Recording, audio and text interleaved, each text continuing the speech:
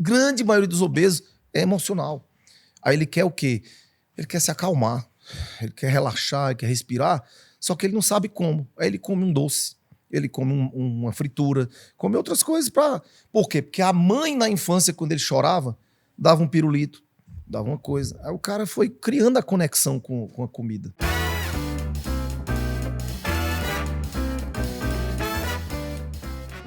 Agora, você estava falando sobre sexualidade aqui. Que história é essa que sexo depois dos 50 mata? Pois é. Fiquei assustado com isso. Por que mata? Normalmente não é para matar, né? Mas hoje, o pessoal acima de 50 anos está tendo vida sexual cada vez melhor. As pessoas estão vivendo mais, estão vivendo melhor, com a reposição hormonal, com o aparecimento de algumas medicações como tadalafila, como outros e outros.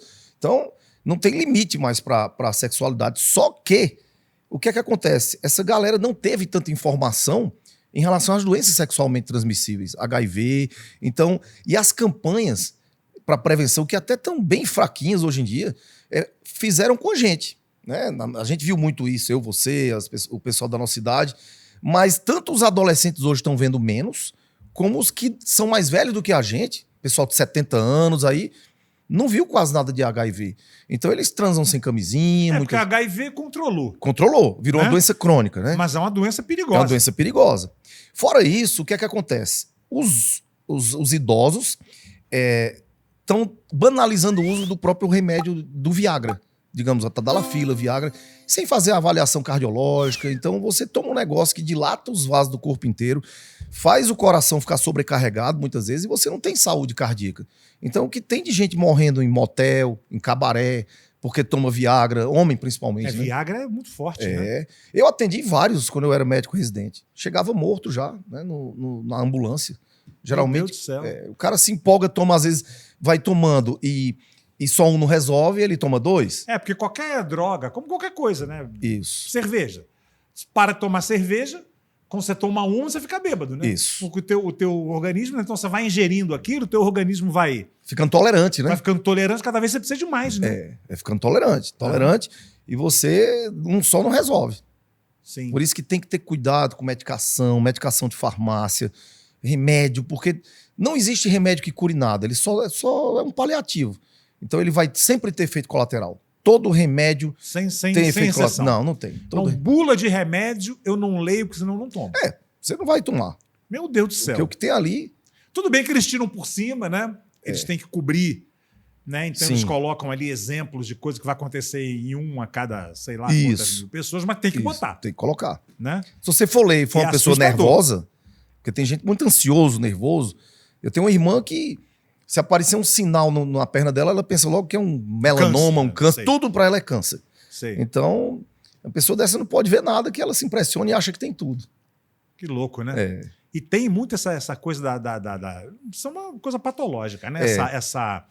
Essa coisa da hipocondria ao extremo, de pessoa com mania de doença. Isso aí... Sempre tem uma relação com alguma coisa que você viu na infância. A nossa infância é um negócio danado, viu, Niso?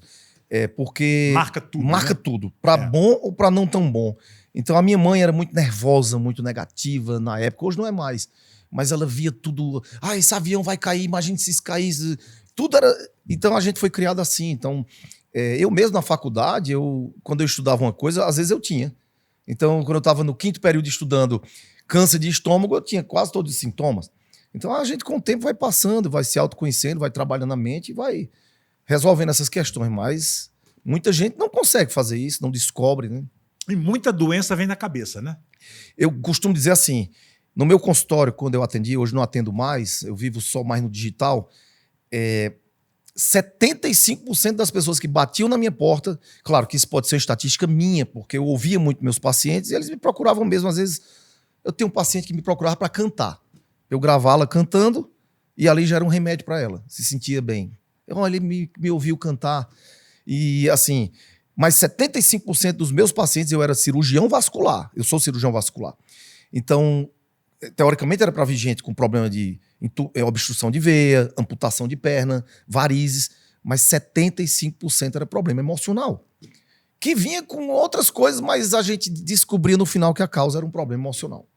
Então, quase toda doença tem um fundo emocional. Ah, é câncer de estômago. A maioria angustiado, preocupado. Começou ali.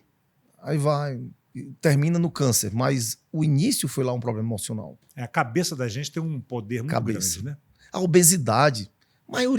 Grande maioria dos obesos é emocional. Aí ele quer o quê? Ele quer se acalmar. Ele quer relaxar, ele quer respirar. Só que ele não sabe como. Aí ele come um doce. Ele come uma fritura, come outras coisas para... Por quê? Porque a mãe, na infância, quando ele chorava, dava um pirulito, dava uma coisa. Aí o cara foi criando a conexão com a comida. É uma coisa que o meu médico falou que é muito interessante. Falou, você não vê idoso obeso, né? É. Mas tem outra questão aí que é interessante falar. Você às vezes vê, mas não aparenta. Foi ótimo você ter tocado nisso.